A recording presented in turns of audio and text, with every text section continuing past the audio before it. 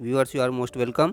भवानी प्रसाद के बाद आज हम नया पाठ यहाँ पर पाठ 5 गजानन माधव मुक्तिबोध के साथ आपके सामने हैं वीडियो लेकर, जिसमें हम बहुविकल्पीय प्रश्न उत्तर यहाँ पर देखेंगे। तो चलिए शुरू कर लेते हैं।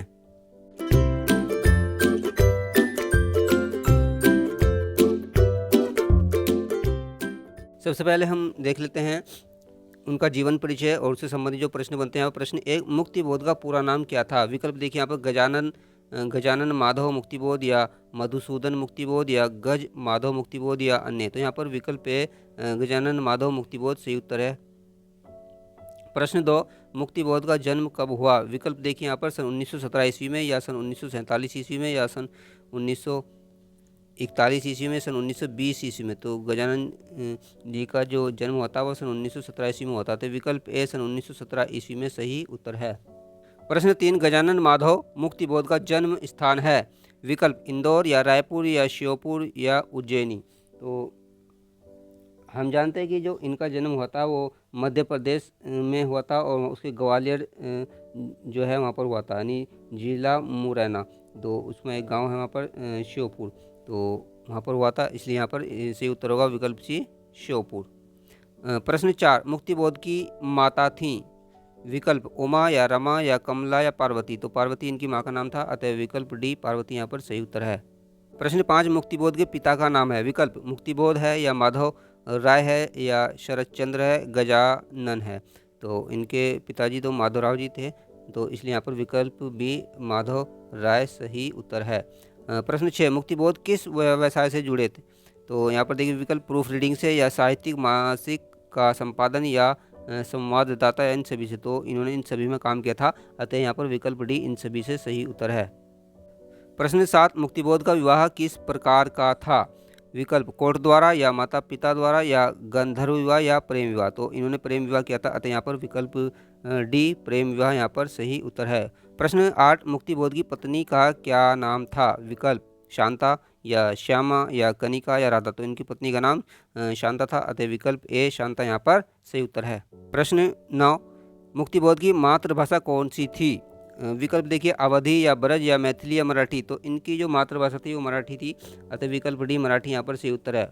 प्रश्न 10, मुक्तिबोध के पिता उन्हें बनाना चाहते थे, यानी उनके पिताजी उनको क्या बनाना चाहते थे? देखिए विकल्प यहाँ पर दिए गए, थानेदार बनाना चाहते थे, या डॉक्टर, या तहसीलदार, या वकील। तो उनके पिताजी ने वकील बनाना चाहते थे, तो विकल्प डी वकील यहाँ पर सही उत्तर है। प्रश्न 11, मुक्तिबोध का संबंध है? विकल्प देखिए उत्तर प्रदेश से, या दिल्ली से, आंध्र प्रदेश से, या मध्य प्रदेश से। तो इनका संबंध मध्य प्रदेश से है, अतः विकल्प डी यहाँ पर सही उत्तर है।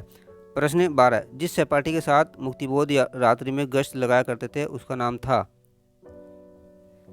विकल्प कांतिराम, या बाबूलाल, या शांताराम, या रमाशंकर। तो उनका शांताराम नाम था, तो विकल्प सी यहाँ पर सही उत्तर है। प्रश्न 13, मुक्तिबोध का मृत्यु वर्ष है? सन 1972 ईस्वी, या सन 1943, या सन 1964, या सन 1959 ईस्वी। तो इनकी जो मृत्यु का वर्ष है वो सन 1964 में, अतः विकल्प सी सन 1964 ईस्वी यहाँ पर सही उत्तर होगा। अब कुछ प्रश्न यहाँ पर इनकी जो कृतियाँ हैं, जो रचनाएं हैं, उससे संबंधित देख लेते हैं। प्रश्न 14, ब्रह्म राक्षस किस प्रकार विदा हो गया? देखिए विकल्प यहाँ पर दिए गए हैं, तम विवीर में मरे पक्षी सा, या चुपचाप चला गया, या बावड़ी में डूब गया, या दुर्घटनाग्रस्त हो गया। तो यहाँ पर सही विकल्प होगा तम विवीर में मरे पक्षी सा, अतः विकल्प ए सही उत्तर है। प्रश्न 15, तिरछी पड़ी सूर्य की किरण को देखकर ब्रह्म राक्षस क्या समझता है? यानी सूर्य है तो उसकी जो तिरछी पड़ी जो किरणें उनको देखकर।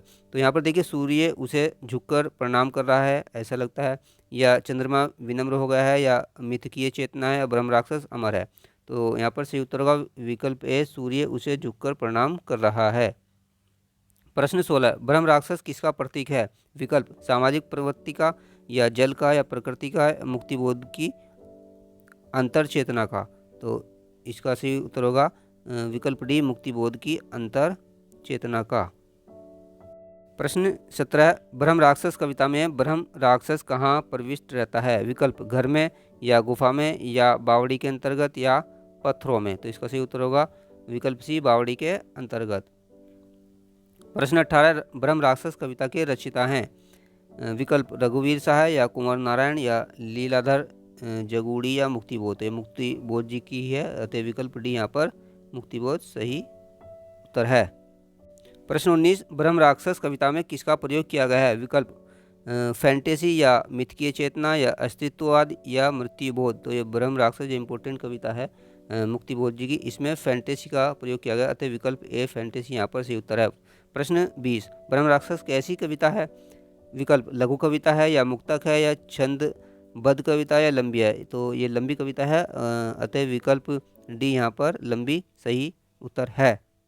प्रश्न 21, ब्रह्म राक्षस की ट्रेजेडी आज के युग में किसकी ट्रेजेडी है? विकल्प किसान की या राजनेता की या बुद्धिजीवी की या श्रमजीवी की, तो ये बुद्धिजीवी की ट्रेजेडी है, अतः विकल्प सी बुद्धिजीवी यहाँ पर सही उत्तर है। प्रश्न 22, ब्रह्म राक्षस का अंत कैसे हुआ? विकल्प दुर्घटना में मर गया या आत्महत्या की या मारा गया, इनमें से कोई नहीं, तो उसको मार दिया गया था, अतः विकल्प सी मारा गया यहाँ पर सही उत्तर है। प्रश्न 23, ब्रह्म राक्षस कविता में कवि ब्रह्म राक्षस का क्या बनना चाहता है? विकल्प पुत्र या मित्र या सजल और शिष्य या इनमें से कोई नहीं, तो उसका शिष्य बनना चाहता है, अतः विकल्प सी सजल और शिष्य यहाँ पर सही उत्तर है। प्रश्न 24, चांद का मुंह टेढ़ा है किसकी काव्याकृति है? विकल्प रघुवीर सहाय या सुधींद्र या श्रीकांत वर्मा या गजानन माधव मुक्तिबोध, तो ये गजानन माधव मुक्तिबोध जी की काव्य करती है, अतः विकल्प डी गजानन माधव मुक्तिबोध यहाँ पर सही उत्तर है। प्रश्न 25, चांद का मुंह टेढ़ा है संकलन से ली गई कविता है? विकल्प अंधेरे में या नदी के द्वीप या असाध्य वीणा या कुकुर मुत्ता, तो ये जो कविता है ये उनके काव्य संग्रह अंधेरे में से ली गई है, अतः विकल्प ए अंधेरे में यहाँ पर सही उत्तर है। प्रश्न 26, मुक्तिबोध कृत अंधेरे में किस विधा की रचना है? विकल्प नाटक है या आलोचना है या लंबी कविता है संस्मरण है, तो ये कविता है और लंबी कविता है, अतः यहाँ पर विकल्प सी लंबी कविता सही उत्तर है। प्रश्न 27, मुझे कदम कदम पर कविता किसकी है? विकल्प अज्ञेय या मुक्तिबोध की या नागार्जुन या भवानी प्रसाद मिश्र जी की, तो मुझे कदम कदम पर जो है वो मुक्तिबोध जी की है, अतः विकल्प बी मुक्तिबोध यहाँ पर सही उत्तर है। प्रश्न 28, गजानन माधव मुक्तिबोध के कविता संग्रह चांद का मुंह टेढ़ा है, ये चांद है तो इसका चांद का मुंह यहाँ पर टेढ़ा है कि सर्वाधिक प्रसिद्ध और लंबी कविता का नाम है? प्रश्न आप विकल्प देखिए, ब्रह्म राक्षस या भूल गलती या अंधेरे में या चकमक की चिंगारियाँ, तो यहाँ पर देखिए अंधेरे में इसका सही उत्तर होगा, तो विकल्प सी अंधेरे में यहाँ पर सही है। प्रश्न 29, अंधेरे में किस कवि की रचना है? विकल्प अज्ञेय की या धर्मवीर भारती की या मुक्तिबोध की या इनमें से किसी की नहीं, तो ये मुक्तिबोध जी की ही है, अतः विकल्प सी मुक्तिबोध की यहाँ पर सही उत्तर होगा। प्रश्न 30, सबसे लंबी कविता है, तो लंबी कविता में देखिए विकल्प यहाँ पर ब्रह्म राक्षस है, अंधेरे में है, एक अंतः कथा है चंबल की घाटी में, तो जो सबसे लंबी कविता इनमें है वो अंधेरे में है, अतः विकल्प बी अंधेरे में सही उत्तर है। प्रश्न 31, सबसे पहले मुक्तिबोध की कुछ कविताओं का एक साथ प्रकाशन हुआ? विकल्प चांद का मुंह टेढ़ा है में या तार सप्तक में या भूरी भूरी खाक धूल में या हंस में, तो इनका जो सबसे पहले जो प्रकाशन हुआ वो तार सप्तक में हुआ था, अतः विकल्प बी तार सप्तक में यहाँ पर सही उत्तर है। प्रश्न 32, कथा साहित्य से संबंधित मुक्तिबोध की रचना कौन सी है? विकल्प काठ का सपना या विपात्र या सतह से उठता हुआ आदमी या ये सभी, तो ये सभी यहाँ पर मुक्तिबोध की रचना आते हैं, विकल्प डी ये सभी यहाँ पर सही उत्तर है। 33, चांद का मुंह टेढ़ा है प्रकाशित हुई सन 1947 ईस्वी में या सन 1964 ईस्वी में या सन 1943 ईस्वी में या सन 1959 ईस्वी में, तो चांद का मुंह टेढ़ा जो प्रकाशन इसका वर्ष है तो वह है सन 1964, अतः विकल्प बी सन 1964 ईस्वी यहाँ पर सही उत्तर है।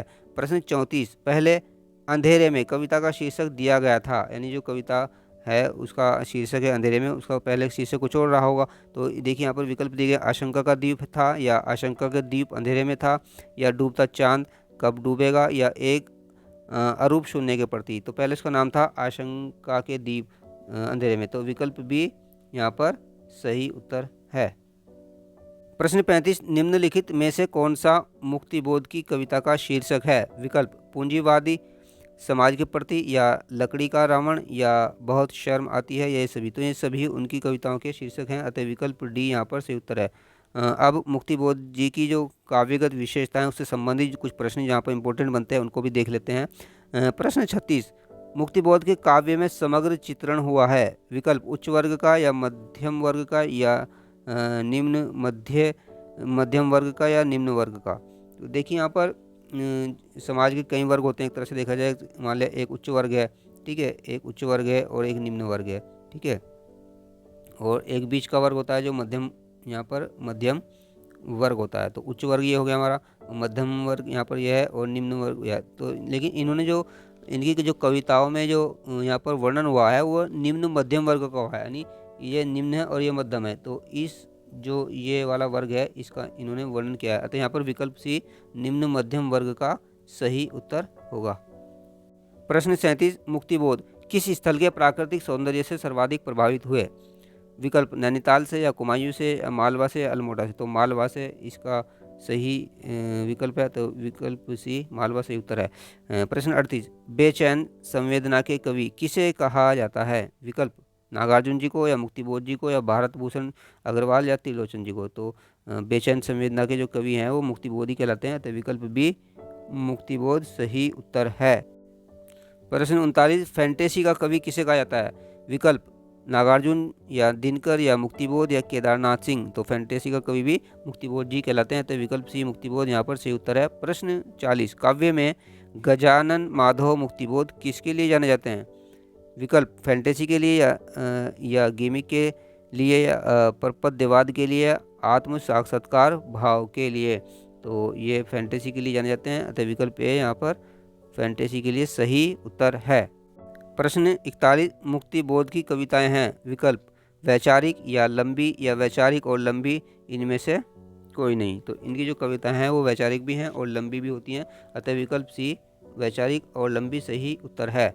प्रश्न 42, राजनीतिक यथार्थ का कवि कहा जाता है। विकल्प भवानी प्रसाद मिश्र को या शमशेर बहादुर सिंह को या मुक्तिबोध को या धर्मवीर भारती को, यानी राजनीतिक यथार्थ का कवि। तो राजनीतिक यथार्थ कवि तो ये मुक्तिबोध जी हैं। तो विकल्प सी मुक्तिबोध को यहाँ पर सही उत्तर है।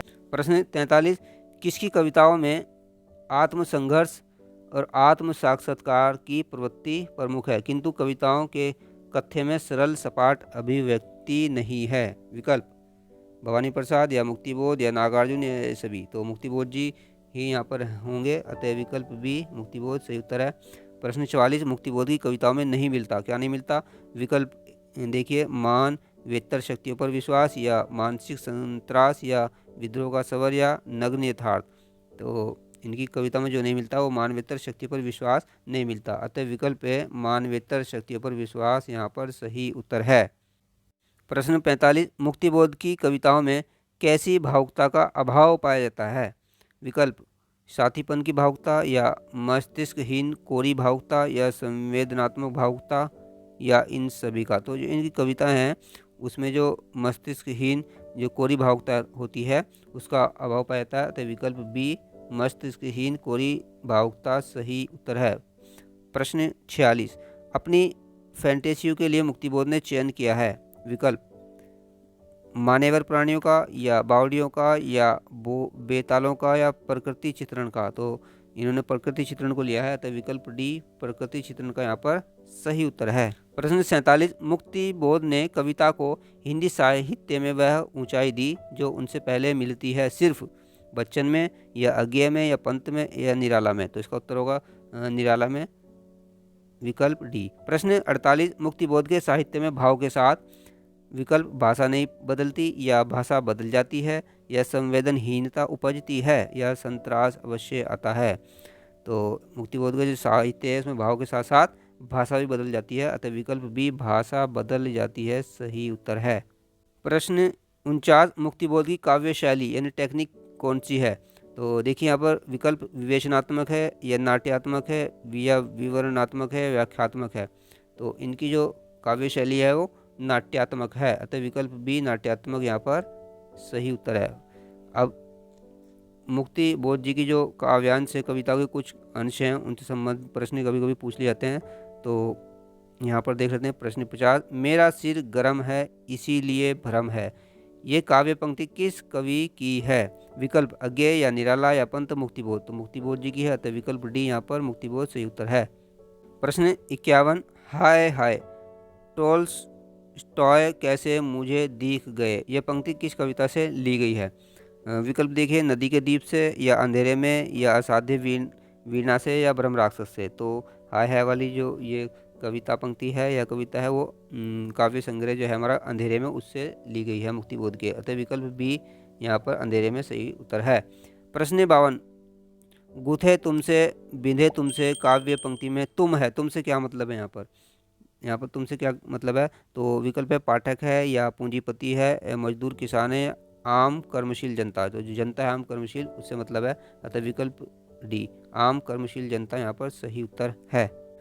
प्रश्न 53, गगन में कर्फ्यू धरती पर चुपचाप जहरीली छी थू पंक्तियाँ किस कविता की हैं? विकल्प मुझे पुकारती हुई पुकार की, या चांद का मुंह टेढ़ा है की, या शब्दों का अर्थ जब की, या मेरे लोग की। तो गगन में कर्फ्यू, गगन आसमानी होता है, तो यहाँ पर जो सही उत्तर होगा विकल्प बी चांद का मुंह टेढ़ा है की सही उत्तर है। प्रश्न 54, बस में ही ठुस जाने को जिंदगी की जीत मानने वालों का वर्णन किया गया है। विकल्प बेचैन चील में, या भाग गई जीप में, या मैं तुम लोगों से दूर हूँ में, या ब्रह्म राक्षस में। तो बस में ही ठूस जाने को ये जो लिया गया है ये है भाग गई जीप में से। तो विकल्प बी भाग गई जीप में यहाँ पर सही उत्तर है। प्रश्न 55, प्रत्येक पत्थर में चमकता एक हीरा है, हर एक छाती में आत्मा अधीरा है। उपर्युक्त पंक्तियों में कवि किस अर्थ को व्यंजित करता है? तो विकल्प देखिए, पत्थर में हीरे का निवास है, या वक्षस्थल में आत्मा का निवास है, या प्रकाश एक गुण है, या आत्मा चेतना का विकसित रूप है। तो इसमें आत्मा और चेतना से संबंधित यहाँ पर निकल कर आएगा। तो अतः विकल्प डी आत्मा चेतना का विकसित रूप है यहाँ पर सही उत्तर है। प्रश्न 56, पथ भूलकर जब चांदनी की किरण टकराए कहीं दीवार पर, तब ब्रह्म राक्षस समझता है, वंदना की चांदनी ने ज्ञान गुरु माना उसे। उपर्युक्त पंक्तियाँ किस कविता से ली गई हैं? प्रश्न का देखिए यहाँ विकल्प दिए गए, चांदनी या ब्रह्म राक्षस, या वंदना या गुरु की वंदना। तो ये ब्रह्म राक्षस से लिया गया है, अतः विकल्प बी ब्रह्म राक्षस यहाँ पर सही उत्तर है। मुक्ति बोध के काव्य संबंधित देखिए यहाँ पर कुछ अन्य कथन भी हैं जो इम्पोर्टेंट होते हैं एग्जाम की दृष्टि से, तो इनको भी देख लेते हैं। प्रश्न 57, फैंटेसी मन की निगूढ़ वृत्तियों का, अनुभूत समस्याओं का, इच्छित जीवन स्थितियों का प्रक्षेप है। यह कथन इनमें से किसका है? विकल्प मुक्तिबोध, या अज्ञेय, या डॉक्टर नामवर सिंह, या रघुवीर साय। तो ये मुक्तिबोध जी का स्टेटमेंट है, अतः विकल्प है मुक्तिबोध यहाँ पर सही उत्तर है। प्रश्न 58, नई कविता में मुक्तिबोध की स्थिति वही है जो छायावाद में निराला जी की थी। किस समीक्षक का कथन है? विकल्प मैनेजर पांडे का, या राम विलास शर्मा जी का, या डॉक्टर नगेंद्र का, या नामवर सिंह जी का। तो ये नामवर सिंह जी का स्टेटमेंट है, तो विकल्प डी यहाँ पर नामवर सिंह सही उत्तर है। प्रश्न 59, मुक्तिबोध की कविता अद्भुत संकेतों भरी, जिज्ञासाओं से अस्थिर, कभी दूर से ही शोर मचाती, कभी कानों में चुपचाप राज की बातें कहती चलती है। ये कथन है विकल्प हरिवंश राय बच्चन का, या नेमित चंद्र जैन का, या शमशेर बहादुर सिंह जी का, या डॉक्टर नामवर सिंह जी का। तो ऐसा जो स्टेटमेंट दिया था वो शमशेर बहादुर जी का है, अतः विकल्प सी शमशेर बहादुर सिंह का यहाँ पर सही उत्तर है। प्रश्न 60, एक विलक्षण प्रतिभा कहा गया है। विकल्प भवानी प्रसाद मिश्र को, या गजानन माधव मुक्तिबोध को, या नरेश मेहता को, या अज्ञे को। तो एक विलक्षण प्रतिभा जो है वो यहाँ पर गजानन माधव मुक्तिबोध को कहा गया था। विकल्प बी गजानन माधव मुक्तिबोध को यहाँ पर सही उत्तर है। प्रश्न 61, मुक्तिबोध ग्रंथ के लेखक के आधार पर मुक्तिबोध थे। विकल्प ऋग्वेदी कुलकर्णी ब्राह्मण, या सामवेदी ब्राह्मण, या अथर्ववेदी ब्राह्मण, या सरयू पारी ब्राह्मण। तो इसके अकॉर्डिंग जो थे ये ऋग्वेदी कुलकर्णी ब्राह्मण थे, अतः विकल्प ए ऋग्वेदी कुलकर्णी ब्राह्मण यहाँ पर सही उत्तर है। प्रश्न 62, साहित्यकारों ने किस आधुनिक कवि को भविष्य का कवि कहा है? विकल्प भवानी प्रसाद मिश्र, या अज्ञेय, गजानन माधव मुक्तिबोध, या नरेश मेहता। तो जो मुक्तिबोध जी हैं उनको भविष्य का कवि कहा जाता है, अतः विकल्प सी गजानन माधव मुक्तिबोध यहाँ पर सही उत्तर है। प्रश्न 63, जनता का साहित्य की यह परिभाषा जनता के जीवन मूल्यों को, जनता के जीवन आदर्शों को प्रतिस्थापित करता हो, उसे अपने मुक्तिबोध पर अग्रसर करता हो, जनता का साहित्य है दी है। अज्ञे ने या श्याम सुंदर दास ने या गजानन माधव मुक्तिबोध ने या नामवर सिंह ने। तो ये मुक्तिबोध जी की है विकल्प सी गजानन माधव मुक्तिबोध ने यहाँ पर सही उत्तर है। प्रश्न 64, मुझे लगता है मन एक रहस्यमय लोक है, उसमें अंधेरा है, अंधेरे में सीढ़ियाँ हैं, सीढ़ियाँ गीली हैं, इस अतः काले जल में कोई बैठा है, वह शायद मैं ही हूँ। यह स्वीकारोक्ति मिलती है मुक्तिबोध की विकल्प डायरी में या ब्रह्म राक्षस कविता में या चांद का मुंह टेढ़ा है की भूमिका में या आत्मकथा में। तो उनकी डायरी से मिलता है, तो विकल्प ए डायरी में सही उत्तर है। प्रश्न 65, ब्रह्म राक्षस वस्तुतः एक सत्यशोधक का प्रेत है, ये कथन किस आलोचक का है? विकल्प डॉक्टर नगेंद्र या मलियज या डॉक्टर नामवर सिंह या नंद किशोर नवल। प्रश्न 65, ब्रह्म राक्षस वस्तुतः एक सत्यशोधक का प्रेत है, ये कथन किस आलोचक का है? विकल्प देखिए डॉक्टर नगेंद्र मलियज या डॉक्टर नामवर सिंह या नंद किशोर नवल। तो ये नंद किशोर नवल जी ने कहा था, विकल्प डी नंद किशोर नवल यहाँ पर सही उत्तर है। प्रश्न 66, मुक्तिबोध के संबंध में ये कथन किसका है? इनमें लय और सुर ताल की बारीकियां ना ढूंढो, ये लिपियों की भावुकता नहीं, इनमें विचार गुनगुनाते हैं। विकल्प त्रिलोचन या शमशेर बहादुर सिंह या दुष्यंत कुमार या शिव मंगल सिंह सुमन। तो ये शमशेर बहादुर जी के विचार हैं, तो विकल्प बी शमशेर बहादुर सिंह यहाँ पर सही उत्तर है। प्रश्न 67, वह गहरे आसमानी रंग की चादर में लिपटा है, कफन 100 जख्म फूलों में वही पर्दा न हो जाए। उपरोक्त पंक्तियाँ किसकी मृत्यु पर लिखी गई गजल की हैं? विकल्प गजानन मुक्तिबोध या शमशेर बहादुर या महाकवि निराला या नागार्जुन। तो ये गजानन मुक्तिबोध जी के बारे में है, अतः विकल्प ए गजानन मुक्तिबोध यहाँ पर सही उत्तर है। अब कुछ यहाँ पर अलंकार से संबंधित प्रश्न आ जाते हैं, तो उनको देखते हैं। प्रश्न 68, हाय हाय टोल्स्टॉय में कौन सा अलंकार है? विकल्प वीप्सा या अनुभव, वीप्सा या अनुप्रास या पुनरुक्ति प्रकाश या कोई नहीं। तो इसमें वीप्सा है, अतः विकल्प ए वीप्सा सही उत्तर है। 69, भूतों की जिह्वा से गूंज रही तम वन में वेदों की वाणी सा में अलंकार है। विकल्प रूपक या उत्प्रेक्षा या उपमा या यहाँ पर श्लेष। तो यहाँ पर देखिए एक कंपैरिजन किया गया है, किसी से तुलना की गई है, समानता दिखाई गई है। तो अतः यहाँ पर उपमा अलंकार होगा, अतः विकल्प सी उपमा सही उत्तर है। और इस पार्ट 5 का अंतिम प्रश्न जो डियर व्यूअर्स आपके लिए होता है, आपको उसका उत्तर करना होता है। प्रश्न 70, वैसे घुप अंधेरे का इतना तेज उजाला है, उजाला में अलंकार है। देखिए यहाँ पर अंधेरा भी है और उजाला भी है। तो देखिए विकल्प यहाँ पर भ्रांतिमान या संदेह या विरोधाभास और पुनरुक्ति प्रकाश। तो डियर व्यूअर्स आप बताइए कि आपको ये सीरीज कैसी लगी। जय हिंद। डियर स्टूडेंट एंड प्यारे बच्चों, अगर आप ये सभी सीरीज के नोट्स पढ़ना चाहते हैं और अपनी नॉलेज को बढ़ाना चाहते हैं, तो आप डिस्क्रिप्शन में जाकर यहाँ पर जितने भी हमारी या वेबसाइट पर जाकर आप इन सभी नोट्स को यहाँ पर पढ़ सकते हैं और अपनी अध्ययन को जारी रख सकते हैं।